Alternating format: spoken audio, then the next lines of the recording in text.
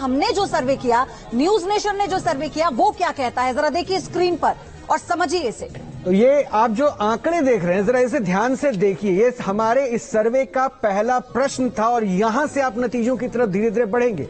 हमने ये पूछा, पीएम के तौर पर इस देश की पहली पसंद कौन है, ये हमारा पहला प्रश्न था। और इस जनादेश 2024 में जो हमें लोगों से, जो हमने सैंपल साइज आपको 40,000 का दिखाया, जिसमें हमने एरर ऑफ मार्जिन भी आपको ±5% का बताया, वहां पर नरेंद्र मोदी 63% पर थे, राहुल गांधी 29% के साथ थे, ममता बनर्जी का भी नाम हमने इस लिस्ट में शामिल किया था, और उनके पास 1% अरविंद केजरीवाल भी। हालांकि 2 जून को उनको सरेंडर करना है, लेकिन इसमें उनका नाम भी था, जिसमें 2% के आसपास वोट अरविंद केजरीवाल को भी मिला है और अन्य को भी 5। मनोज तिवारी जी, तो सैंपल देखिए, जो पहला हमारा सर्वे का तस्वीर जो पिटारा खुला ना, उसमें प्रधानमंत्री को लेकर था जो आप कह रहे थे। इसको देख के कुछ एक्साइटमेंट हो रही है क्या?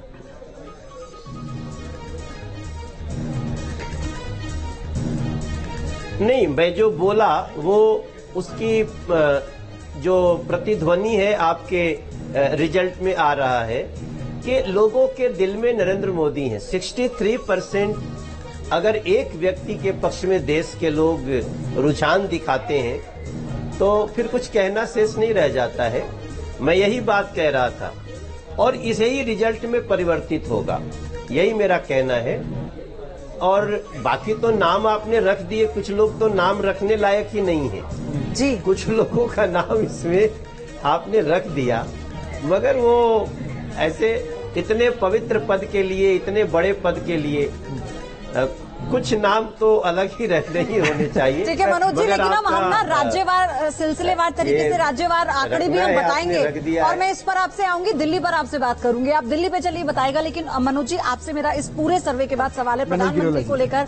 सर, जो अभी हमने ये आंकड़ा रखा है, जो डेटा रखा है, इसे आप बताइए, इसका आकलन आप कैसे कर रहे हैं? देखिए, इसमें तो कोई संदेह नहीं है कि आज मोदी जी देश के सबसे बड़े नेता हैं और सबसे लोकप्रिय नेता हैं।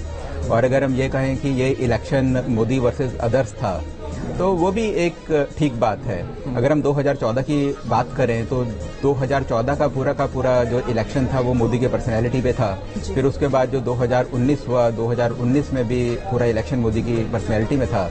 पर इस बारी मैंने देखा कि मोदी के साथ साथ जो अगर हम ग्राउंड में जाते थे तो ठीक है, मोदी एक इशू था, लेकिन ग्राउंड में लोग मोदी के बारे में इतना ज्यादा नहीं बोलते थे जितना कि 2019 में बोलते थे।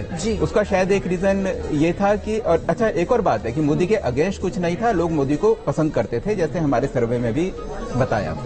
तो ये इसमें तो कोई डाउट ही नहीं है कि मोदी सबसे बड़े नेता हैं। और इसका सबसे बड़ा रीजन ये है कि जो डिलीवरी है, जो सोशल सिक्योरिटी की जो डिलीवरीज है, या अगर हम जो स्ट्रांग डिसीजन लेने की बात करें तो वो सारा का सारा मोदी के पिछले 10 साल के सरकार में हुआ है। और कल जो डेटा आए हैं वो डेटा ये भी बताते हैं कि हमारा जो इकोनॉमी की जो ग्रोथ है, जीडीपी ग्रोथ, वो 8.2% है। ये सारी चीजें बहुत ज्यादा मायना रखती हैं और एक आम जनता, खासतौर से जो युवा हैं, उनका जो एक ट्रस्ट है, कॉन्फिडेंस है, वो मोदी के ऊपर दिखता है।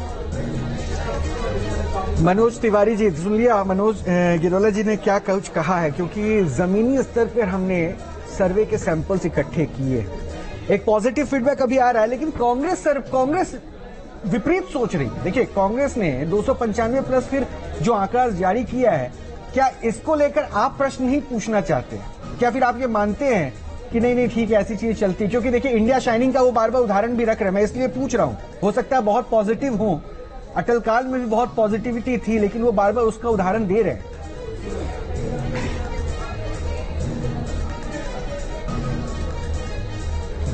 देखिए, अपने से नंबर रखना उनका अपना काम है, उनको रखना ही चाहिए, लेकिन उनको डिबेट में भी तो लोगों को भेजना चाहिए था।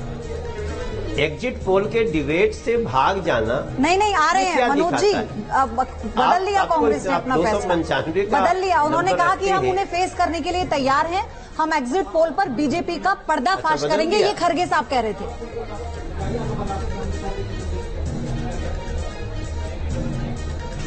नहीं, उन्होंने रोका न, उन्होंने रोका, चारों तरफ न्यूज आई कि वो नहीं जाएंगे, तो एग्जिट पोल के बाद डिबेट से भाग लेना, ये तो हमको नहीं समझ में आता है कि कौन सी रणनीति है।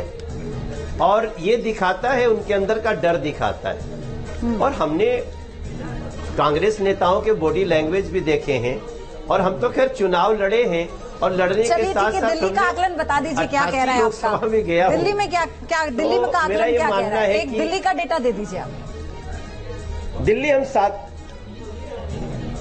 आपकी सीट में कितने बड़े मार्जिन से दिल्ली हम 7 की 7 सीटें जीतेंगे, और बहुत अच्छे मार्जिन से जीते।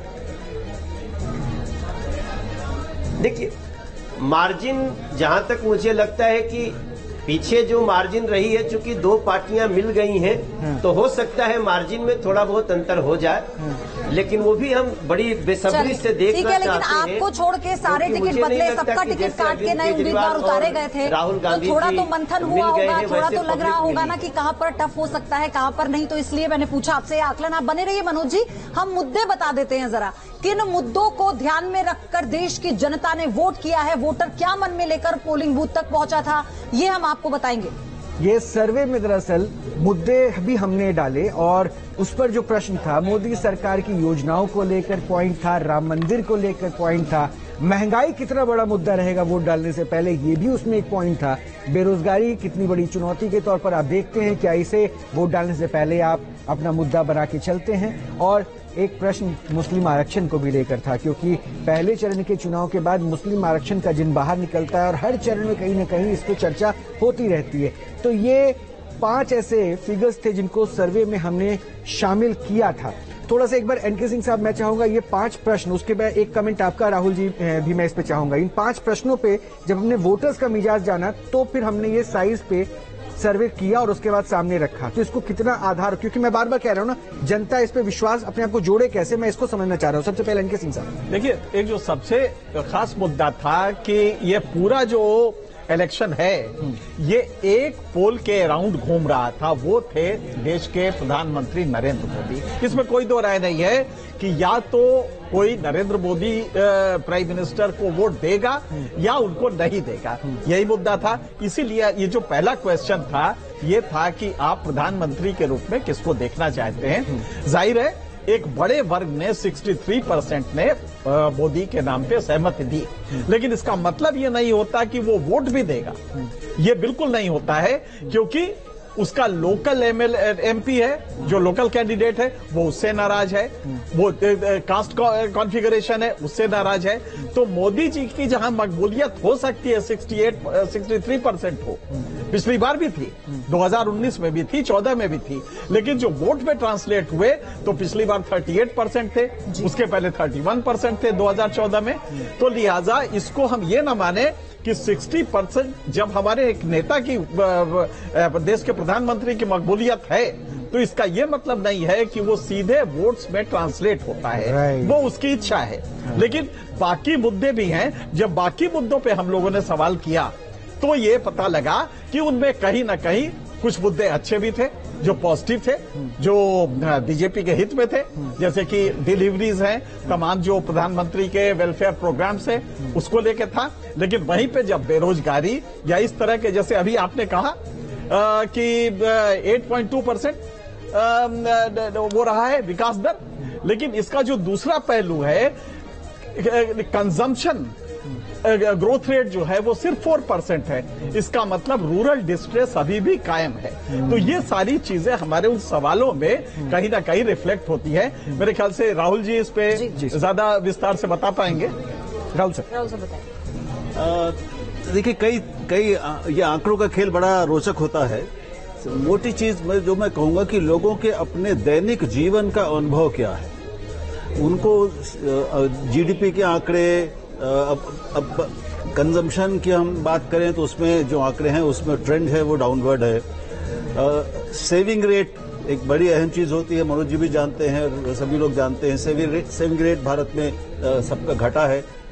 लेकिन मोटी बात यह है कि लोगों के पिछले 5 साल में जो दैनिक जीवन है, उसमें सभी लोगों का अपनी समग्रता में अनुभव कैसा रहा है, सुखद रहा है पहले की तुलना में या कम सुखद रहा है, उसमें कुछ समस्याएं आई हैं, उनके जीवन की चुनौतियां उनके जीवन की जरूरतों को पूरा करने में ये सरकार, जो भी सरकार है, वो कितनी कामयाब रही है। युवाओं की जो आकांक्षाएं होती हैं, उनकी जरूरतें, रोजगार एक बड़ा मुद्दा आपको इसमें मिला ही होगा। महंगाई, जो रोज का अनुभव महिलाओं का, गृहिणियों का होता है, वो भी कई बार एक बड़ा मुद्दा होता है और हर बार ही होता है। उसके अलावा जो कुछ बड़े आख्यान, बड़े मुद्दे होते हैं, तो अब देखना होगा कि राम मंदिर पर आपके सर्वेक्षण में लोगों के लिए कितना बड़ा मुद्दा था, मुस्लिम आरक्षण वाला कितना बड़ा मुद्दा था, धारा 370 हटाने वाला कितना बड़ा मुद्दा था। तो ये रोचक होगा जानना कि लोगों ने इन पर क्या सोचा और कितने प्रतिशत लोगों की अपनी एक जो सूचना या सरोकार का क्रम था, उसमें ये सारे मुद्दे कहाँ थे। मनोज जी, मैं आपसे ये समझना चाह रही थी इस पर कि जब हम मुद्दों की बात करते हैं और इसके आकलन की बात करते हैं, हम अपने लोग हैं, जो सर्वे हमारा जिन लोगों के बीच में हुआ, हम उसे भी बांट देते हैं। हम महिलाओं को बांटते हैं, हम युवाओं को बांटते हैं, जिनमें रोजगार का मुद्दा है। महिलाओं में अगर महंगाई का मुद्दा है तो उनके मन में राम मंदिर का मुद्दा है, क्योंकि सबसे ज्यादा सेंटिमेंट ऐसी चीजों से महिलाओं का जुड़ता है। इसका आकलन हम कैसे करेंगे? देखिए, ऐसा है कि ये जो इशू है, इसको एनके सिंह जी काफी डिटेल में एक्सप्लेन करेंगे, लेकिन मैं सिर्फ यही अभी बोलना चाहूंगा कि हमारे देश में जितने भी इलेक्शन हुए हैं, चाहे वो पहले के हो चाहे अभी हो, तो 2-3 मुद्दे हमेशा रहते हैं। इन्फ्लेशन, महंगाई हमेशा से ही मुद्दा रहा है, चाहे कांग्रेस की सरकार हो, चाहे बीजेपी की सरकार हो, चाहे किसी और की सरकार हो। उसी तरीके से बेरोजगारी जो एक ऐसा इशू है जो कि हमेशा मुद्दा रहा है। और मैं आपको एक बात बताऊं, मैं पिछले लंबे टाइम से 20 साल से अमेरिका का इलेक्शन भी फॉलो कर रहा हूं। पूरे अमेरिका के इलेक्शन में पिछले 20 साल में 5 इलेक्शन मैंने फॉलो करे, ये 2 मुद्दे वहां भी थे जी। तो इन्फ्लेशन और एम्प्लॉयमेंट, ये 2 इशू ऐसे होते हैं जो हर जगह रहते हैं। लेकिन अब किस स्केल का है, किस लेवल का है।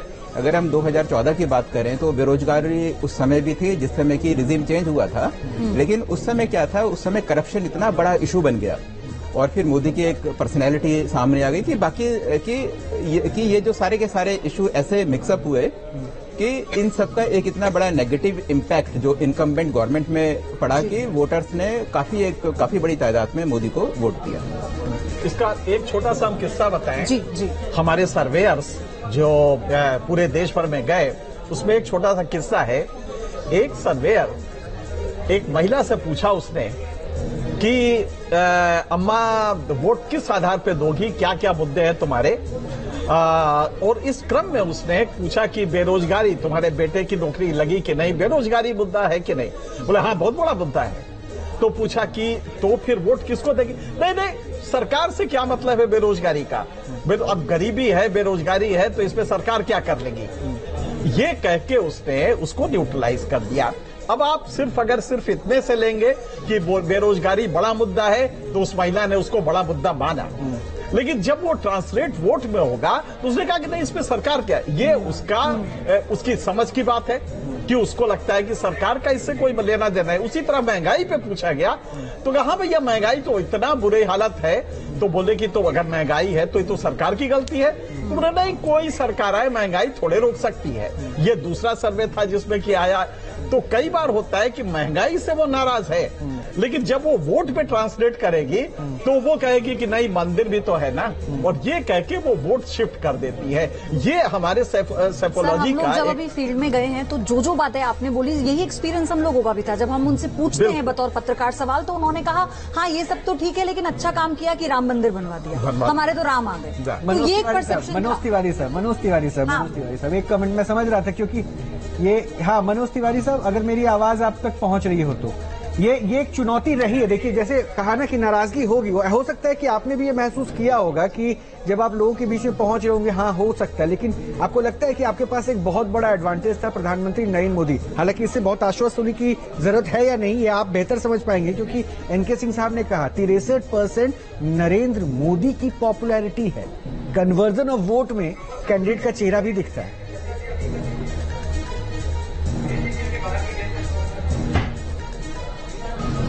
नहीं, देखिए, इसमें कोई दो राय नहीं है कि चुनाव तो प्रधानमंत्री चुनने का है, तो प्रधानमंत्री कौन होना चाहिए ये जनता के मन में आ जाता है। देश हित है ये भी आता है।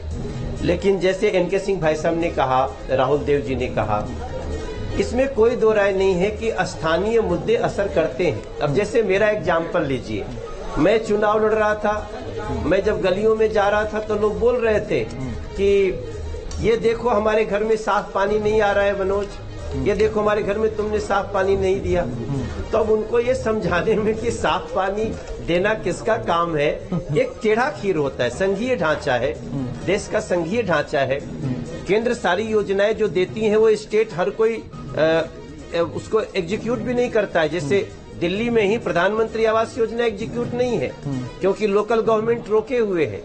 ये आयुष्मान योजना 5 लाख इलाज जो भी रोकी हुई है अरविंद केजरीवाल की सरकार। तो लोकल बहुत सारी चीजें होती हैं जो आम आदमी को पता भी नहीं होता है, लेकिन उसको हमें सामने झेलना होता है। तो थोड़ा सा समझाना, बात करना, फिर उसके बाद लोग अपना निर्णय लेते हैं। लेकिन इसमें कोई दो राय नहीं है कि प्रधानमंत्री कौन बनना चाहिए, ये एक बड़ा मुद्दा होता है। और बहुत सारे मुद्दे, कहीं मंदिर है, लोगों की परेशानियां थोड़ी सी कम हुई हैं, बहुत सारे कानून के झंझट हटे हैं। बहुत सारे लोग सोचते हैं, कई जगह महंगाई वगैरह भी मुद्दा बनता है, लेकिन कुल मिलाकर के देश किसके हाथ में होना चाहिए, ये तो सबसे बड़ा निर्णय है। और मैंने कई चाय की दुकान पे चाय बेचने वाले लोगों को भी कहते सुना कि भाई ये तो देश हित में हम वोट देंगे। तो देश हित, राष्ट्र हित, मैं समझता हूँ बहुत बड़ी बात है, जिसकी छाया आपके जो आए हैं आज एग्जिट पोल उस पे दिख रहा है। मनोज जी, अनुराग दीक्षित बोल रहा हूँ। आपका संसदीय क्षेत्र भी हमने ग्राउंड जीरो पर जाकर कवर किया, आपसे इंटरव्यू भी लिया। एक वो गाना आपसे हमने इंटरव्यू में पूछा था उसके बारे में, बाघ का करेजा। ये जो न्यूज नेशन के सर्वे में 63% लोग प्रधानमंत्री के तौर पर नरेंद्र मोदी को अपनी पहली पसंद के तौर पर देख रहे हैं, आपको लगता है कि आज एक बार फिर वही जो गाना है वो बिल्कुल फिट बैठता है?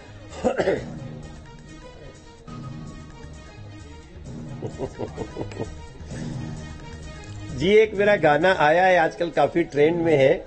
वैसे तो ये फिल्म का है, लेकिन वो बिल्कुल सटीक जाता है। ओ जे का बाघ का करे जा दे के ऊपर वाला भेजा, ओ काकाई ढेरवाई गुनहगार नगरिया। जे सारा जीवन दुख झेला, हरदम खतरे से खेला, ओके रोक के दिखाए अंगार नगरी। अरे जे का बाघ का करे जा दे के ऊपर वाला भेजा, ओ काकाई डेरवाई गुनहगार नगरिया।